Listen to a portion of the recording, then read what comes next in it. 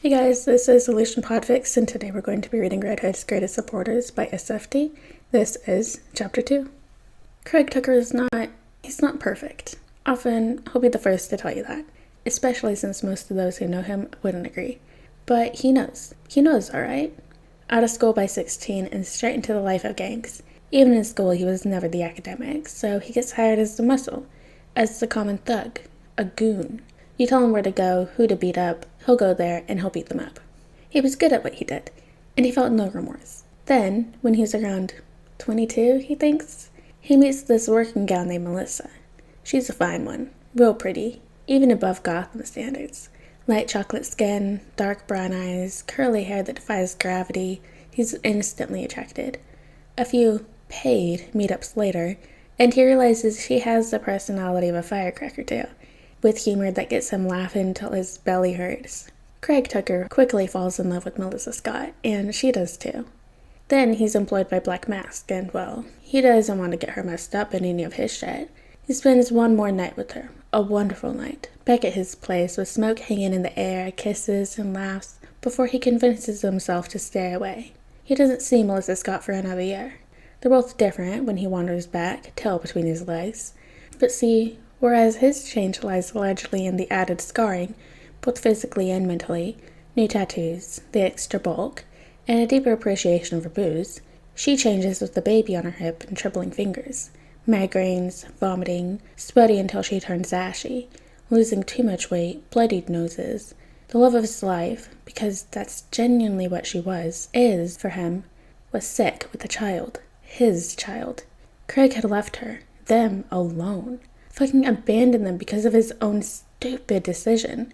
Because he wanted better access to drugs. Acute myeloid leukemia, AML, is the most common type affecting adults' blood and bone marrow. If left untreated, acute myeloid leukemia progresses quickly. Guess how many of her symptoms matched up. Guess how much they could pay off for medical bills.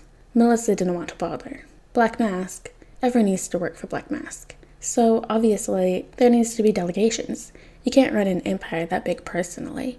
Craig was one of the first ones to put his hand up, to be shuffled off under one of Black Mask's chosen. Dangerous, constantly under watch. The big boss had his thumb in every pie, but it was safer, even by a little bit. So, her and his perfect daughter, he has a daughter and she's perfect. Gracie, become the sole reason for his keeping on goings. His life revolved around them. Melissa lasts until Gracie is 2. Melissa would have said it's a miracle she lasted that long, that she enjoyed every moment of being able to kiss him and her daughter, that they were able to get photos, get married. But Craig saw how much his wife was hurting, how many pills she took to even get out of bed. He almost wishes she died sooner, just so he wouldn't have to see her in so much pain. Craig has to do many, many cruel things to be able to pay for both him and Gracie. He will never be proud of what he did to raise to the ranks to get higher pay, but he knows that if he somehow went back in time and had to relive it, he would do it again, for his daughter, and then for his niece. When his brother drops her off at his doorstep after years of not seeing each other, Craig hadn't even known Jacob was alive, much less with a daughter of his own. But he takes in Hannah anyway, because he was Craig's brother, and she is his niece, and if nothing else, Craig has learned the sheer importance of family. Then Redhead showed up when he's 27, shooting left and right, decapitating the worst of the worst. And suddenly, Craig and his mate Rodney are being asked if they want to join this lunatic. They did, because what choice did they have? Never have they looked back since. Now, Red Hood is family. He welcomed them, all of them, and Craig will forever thank him for it. His family's home, life is finally resembling stable. They're both in school, and Craig can finally afford to give them their flu and vaccine shots, so they can't get as easily sick, like Melissa Scott had. And so, when Craig Tucker is in the wrong place at the right time, when he pieces together the depths that his boss and the Batman's relationship actually is, when he realizes that the Batman is the bastard for kicking out Red Hood for being trans, well, Craig will remind the man the sheer importance that family is. Mark his words. What do you mean, we can't find him? Lenny puts his hands up, irritated but willing to recognize the situation. That kid with the sword fucking attacked us. We couldn't stay with the boss, we had to deal with him. So none of you could stay with him? None of you. Craig fires back. He knows he's being unfair. knows that if he'd been leading the squad instead of Lenny, it wouldn't have made a difference. Still, he's too worked up from the fight to be thinking clearly. What the fuck did you want us to do, Craig? What could you have done that we couldn't? Craig bites his lip and stays silent, exhaling through his nose. He drags a hand down his face, not even flinching at the sting of the cut on his cheek. Right, sorry, Len. Lenny shrugs. The other man relaxes slightly and surveys the damage done. Craig joins him, frowning as he does. No life-threatening injuries, not even any broken bones. Guns, sure, but that's a staple with vigilante fights. The new Strabon, though, perhaps not new, usually isn't one to hold back. Craig has heard the kid complain to Nightwing once that if they get hit, they deserve to get hit. Which, yeah, from an 8-year-old? Yikes. Point is, there hadn't been much damage done tonight. It's suspicious. And for the boss to have been sequestered away, that's downright worrying. Craig sighs, all fire doused, leaving him just tired. Some of us will head back to base, see if he'll get there on his own, and some of us will split up and try and find him. Lord knows he's just as likely to be bleeding in a dumpster as he is to have gone back to one of his safe houses. Lenny nods seriously and claps Craig on his back. You're really getting the hang of that new promotion there, ain't you, Tuck? We'll be calling you Sir one of these days. Snorting, Craig shakes off the hand on his shoulder.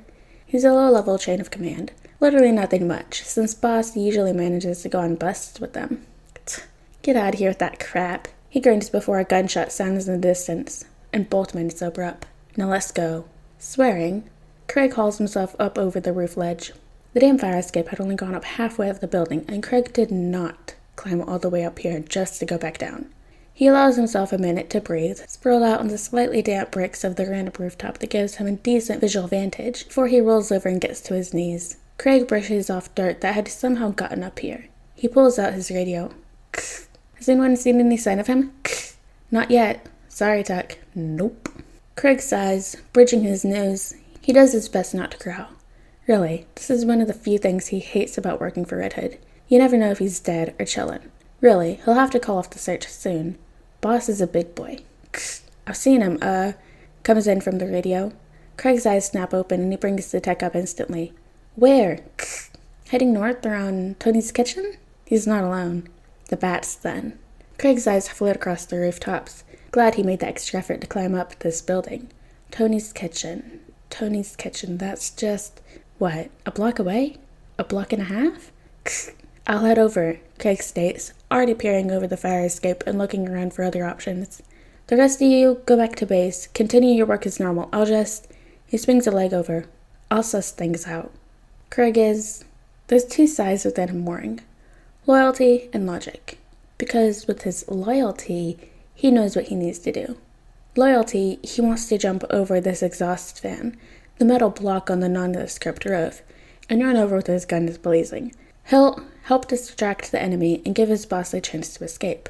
Darn himself and the consequences. Logically, though, he knows he can't do that. Logically, he knows he can't darn the consequences and get sent back to jail. He has 2 girls back home. Logically, Craig knows that while he is strong, an excellent shot, he's better suited for street fights. He'll do more harm than good. The Red Hood wouldn't even need his help. Logic wins, but he still feels like a coward. He watches the Red Hood and the Batman trade blows. Already the message that he's spotted their boss has been sent, and so all Craig can do is wait for this to be over, to watch from his little spot. His body itches.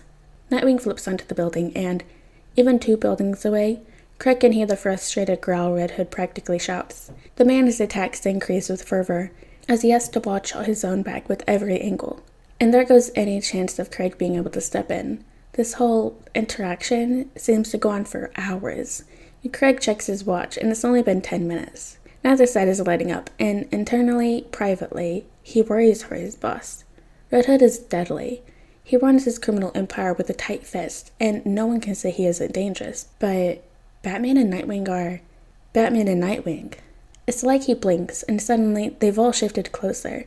It actually makes him want to rub his eyes, because when the fuck did they get here? Craig knows better than any goon how quick a fight can change. So he gets over the surprise of all of them cohesively deciding to shift one rooftop closer to him. At least now he can actually hear what they're saying. Nightwing jumps away from a kick, and the fight lulls. Craig leans in closer. Hood, Batman growls. You need to stop this. You've made your statement. We've heard your words. Now stop. It takes Craig a second to see through the inherently angry-sounding statements for what they are. Begging. Batman is begging.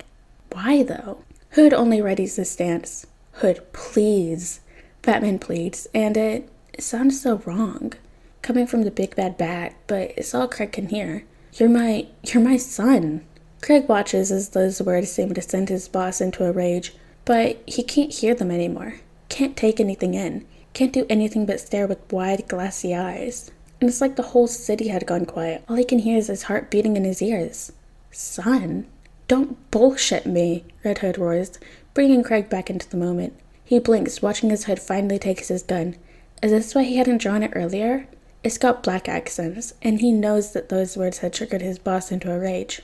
His hits become more unhinged. Where there had been a grace to his fighting is now only a desperate attempt to get a hit in.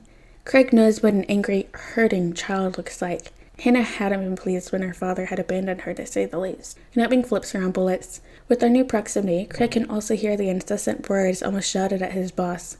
His brother? Come home, little wing, the man calls. He's begging too. Red Hood lands a solid hit, and Nightwing staggers away. Batman steadies him. This seems to make Red Hood even angrier, and so it takes Craig aback when the Crime Lord throws his head back and laughs. It seems to unsettle the others as well. And could you accept me as I am? If I continue exactly how I am with my life, could you love me? He brandishes the gun around wildly, and then brandishes to himself. Love me like this? His words come out with a lilt that seems a bit too unsteady for this whole conversation to not mean something to the man. The boy. He's pleading, Craig realizes, wanting so innately for them to wave away what he's done and to take him in anyway. Craig knows he's not missing the way Bat seems to follow the gun. He knows Nightwing is looking at Red Hood like he's lost someone who is still right there. The last piece of respect Craig had for Batman dies as fast as Red Hood curls in on himself. Yeah, no, I've seen enough. Craig leaves, not when he can't trust himself to stay hidden and quiet. He hears the tail end of the conversation. I'm not the same, but I'm still me, Dad. Craig hardens inside. It's stupid, it's reckless, and it's hate-filled. It probably won't even work, but Craig had said that for things far less important, less meaningful to him. He's got a plan to ruin the Batman and those who associate with him. It starts with some whispers. What? Bessie breathes out, eyes wide and disbelieving. Craig nods emphatically. But he's never done anything of the sort before. He fixes her with a knowing, sympathetic look. Idly, or he attempts to look idly, he straightens out the pile of books and runs his fingers along the spine. Bess, what do we know of this guy? Name, age, race? Is he a white man, or is he one of those pale Asians? Is he actually human, or just presenting as? What does his voice sound like if he doesn't use a modulator? How did he begin fighting? Why is he fighting in a furry costume? In the first place, we don't know his dresses. I suppose, she says uneasily. Her fingers tap erratically on the counter. Craig shrugs the shoulder nonchalantly. Just, if you can, let the young'uns know to try and steer clear of the whole Bat Clan, he finger quotes. Just in case, of course, he adds. Bessie nods seriously. Oh, of course. A young, recently transitioned boy stares up at the fearsome Bat and glares. Stay away from me, you hater! The boy whacks him with the bum bag he had just returned to him, and the vigilante, so caught unawares, stumbles back. His hand falters up to his jaw. Batman is left blinking, bewildered as the young teen runs from him, making sure to stomp on the mugger's fingers as he escapes. What the hell was that about? And he didn't answer when he got asked if he could love a trans person. Really? Well, that wasn't his exact words, and I can't tell you who he said that to. Privacy reasons you get. But he wouldn't answer. He wouldn't. Wow, I never would have expected that from him. Yeah. Now let the other girls know, please. I just want them to feel safe as they can. You know the gals I'm talking about. And just be safe, since that Bloodhaven fellow didn't pitch in either. Avoid the all of them. Oh, of course. Rebecca stares up Red Robin, shaking her head and pursing her lips. She flips her ginger hair over her shoulder and crosses her arms. To her pleasure, the young vigilante looks mildly uncomfortable, even as he doesn't break their eye contact. I'm real disappointed in you, Red. Not gonna lie. I thought you were better. He shifts. Okay? Rebecca narrows her eyes. Red Hood clears his throat. Is there anything I can do to... Sorry, what exactly am I being accused of? A person should be allowed to express themselves, she hisses, shoving her fingers into his face. Let them be who they're meant to be. It doesn't hurt you, right? The world keeps on turning. Now, the vigilante looks more than confused. He's visibly getting irritated, but Rebecca doesn't care. He drags a hand down his masked face and looks at her. Beck, I promise you, as long as someone is kind, I could care less what they do with their lives. Where are you coming from saying I don't? Adjusting the girls, pulling up her tube top, she fishes for her lip gloss in her handbag. She doesn't break her gaze from him as she applies the gloss. You got no problem with the trans folk? Red Robin starts, his jaw dropped and feeling more relaxed at his confuddlement. Rebecca watches with relieved amusement at his floundering. What? No, what? Where did you hear that? I've never, ever had a problem with trans people. I'm friends with trans people. Rebecca raises an eyebrow. He sags. Where did you get that impression? Is someone saying something? You know you can't trust everything someone says. Trust me that it's from a reliable source, okay? Well, I don't. Red Robin stresses, hands coming up and moving to further express his point. I don't have a problem with trans people or anyone on the gender spectrum or in the LGBTQ community, I swear. She judges him for a second. All right, she allows carefully, and watches as the tension melts from the kid's shoulders. But maybe you should check with who you're hanging with. A person's their friend, after all. Here's your info. The USB he had given her a week ago is shoved into his hands before he can say anything. She leaves the alley, with him fumbling behind her. And then Craig moves on to some well-meaning pranks, just to, get them off their high horses. The new Robin is the best to annoy, Craig has found. The child is significantly more uptight than any other person he knows, and Craig worked for Black Mask. Craig grins at the enraged howl he gets, making quick work of hiding behind a gargoyle. Red Robin, I know this is you pathetic coward. I will hunt you down and tear out your lungs from your esophagus. Maybe the Condiment King does have a place in Gotham. Robin ends up having to end patrol early, smelling strongly like mustard and mayonnaise, covered in glitter of the iconic color in question, and his incensed curses could be heard within a 5-block radius. How does this even happen? Spoiler wonders aloud. She and Red Robin stare in silence. The bafflement is real. I think, Red Robin starts slowly, we've all pissed off some very annoyed people. The red bird is a glorious thing. Sleek, a dark red, with more gadgets than what it should fit. He's not usually a car person, but this motorbike is his pride and joy, if Red Robin says so himself. Or, the red bird was glorious. Now it's just wet with paint. Spoiler wipes a finger along the seat. A mixture of pink and blue and white sits as a glob that she flicks away. How easy do you reckon this is going to come out of our suits? Red Robin shoots her a look. What? You think we can hose this down with our water bottles? You got a water gun in that tool belt? We have no other way home, and I cannot be bothered walking there. Her partner glares, taking out a pack of disinfectant wipes. Spoiler watches as they begin to furiously rub away at the partially wet paint. It could be worse coloring, I suppose, she muses. Can you help? Nah, I'll stand here and look pretty. Spoiler giggles at the annoyed huff she gets. I just don't understand the sudden hate we're getting, Red Robin grumbles, working the gunk off the glass windshield. How have people gotten the idea that we're transphobic? Batman has rescued dozens of trans people from jumping or getting jumped. None of us have ever shown any hatred to any one of these people. Spoiler tilts her head. Except Robin, maybe. The other vigilante stops. But he wouldn't do that on, purpose. He doesn't really care about that stuff, or understand it. And Dickwing's given him enough lectures for him to know that he can't just... That's it! Red Robin crows, whirling around to her. What's it? The demon must have pissed off a group or something. He does something offensive as he does, and bam! We've got a bounty on our heads. Spoiler blinks. That doesn't not make sense. We've got to tell B, she sighs. She glances at the ride and grimaces. Right after we wash our painted trans flag asses. And obviously he's got to involve his niece/daughter. She is the one that educated him in the rights of trans people in the first place. He just wasn't expecting the judgment. Craig, are you sure this is what Batman meant? He huffs, careful not to move his hand. Gracie is doing a very good job at painting his nails in shades of blue, pink, and white after all. Of course I am, Hannah. What else could you accept me as I am if I continue exactly how I am with my life choices possibly mean? Hannah shrugs, picking at the throw on the rug. She's looking at him with amused pity, and he does not appreciate it. Well, he's a crime lord, son of one of the original heroes. There's a lot to unpack there before you go into transphobia. Craig fails to see the logic. But I know I'm right with this. And just let the kids at school know. Spread the word. The teenager squints at him with judgment before she sighs. Ugh, fine. Cass and Steph both pause their eating, making direct eye contact at the same time. And so, even though you wouldn't think it, it makes sense, right? That Nightwing is transphobic? I doubt it. Did you see that man on Pride Day? Not to mention, he is clearly a little fruity. No one's denying that. But you can be gay and transphobic at the same time. Look at Chad. Oi! And Batman? Well, there's all these rumors flying around my neighborhood. Rumors. The gaggle of school kids leave the cafe, but both girls are still reeling. Neither care that the sexuality of their older brother figure is so passionately debated with teenagers their age. No, they have more pressing concerns. What the fuck is going on? Stephanie hisses. Cass shrugs and takes another bite of her burger.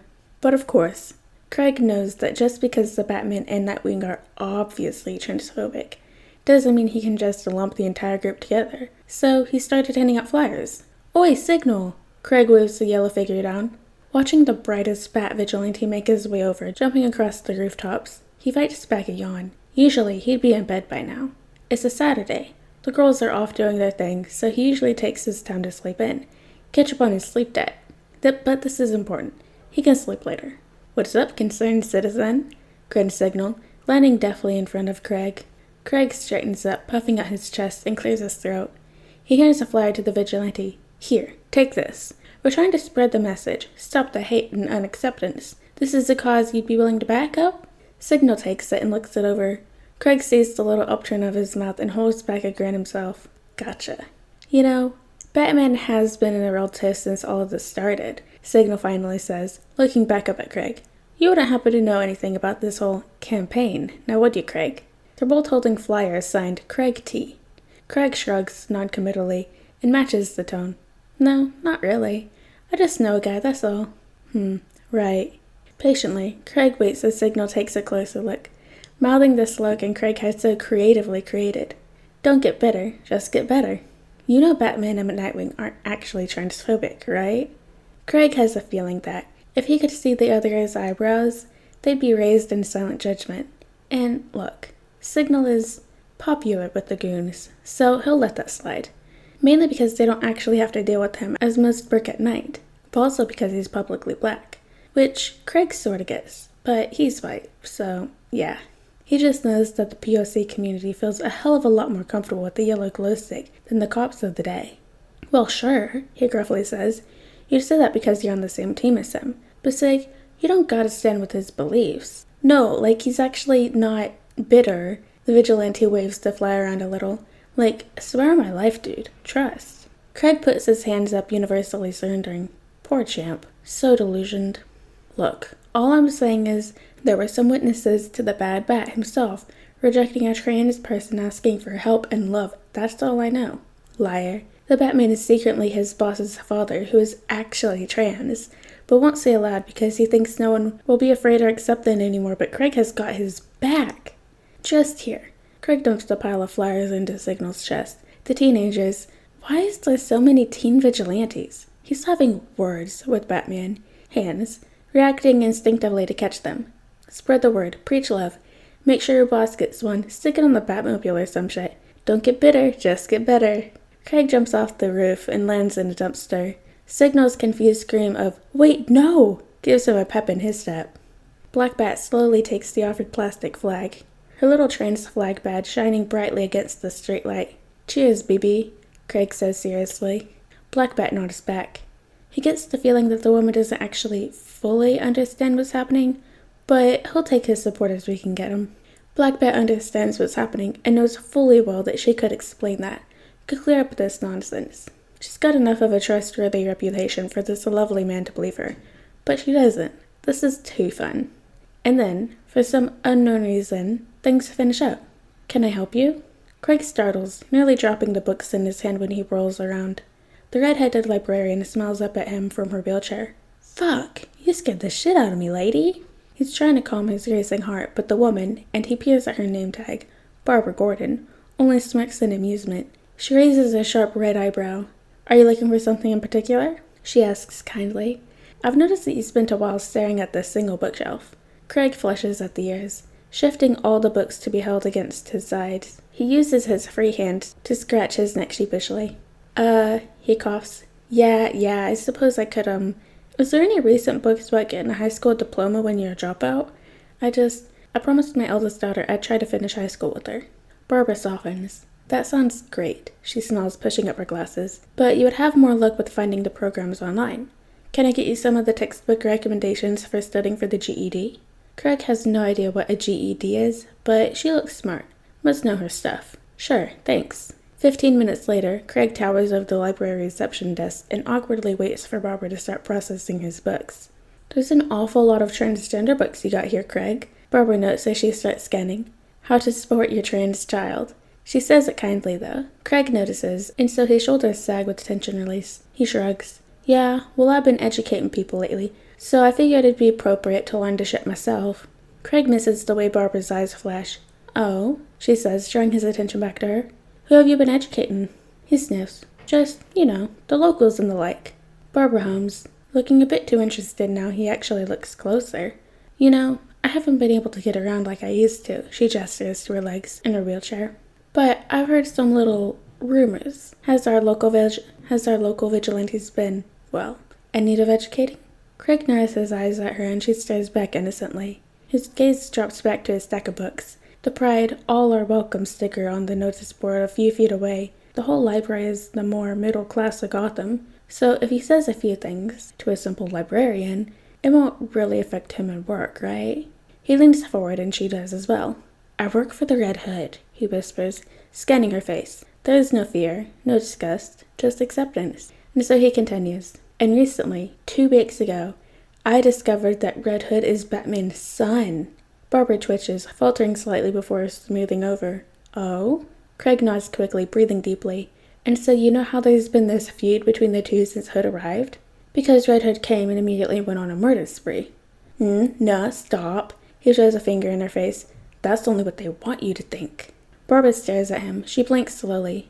You're losing me. What other reason would there be? Craig knows that Hannah told him he should never out somebody, but he has to make someone understand. And now that he's finally able to explain his discovery to someone other than his mates, he can't stop. Because, he stresses, crouching down so he's her height, the Red Hood is a transgender male, and Batman can accept that. Everything makes sense. No, look. He protests at her flabbergasted look. Hear the evidence. He won't take his shirt off because he has a really fucked up scar on his chest. He finger quotes. He literally told me that he used to have another name before, but that person is dead now. He's talking about his dead name. Barbara has a long, complicated look on her face. Pain, sadness, longing. Perhaps she knew someone like his boss. Craig's not sure, but he powers on anyway. And when we got dosed with the fear toxin, he started calling for his... He stops abruptly. He realizes then, perhaps too late, that he shouldn't be saying this. It's not his secret to tell. This is public. How could he go in and say this behind his boss's back? He starts to stand up, but Barbara's hand shoots to his wrist, stopping him. Please continue. Her eyes almost beg. I promise I won't tell anyone. He stares at her pondering before slowly he crouches back down. When he speaks, he's lost the enthusiasm one would have after cracking a conspiracy theory.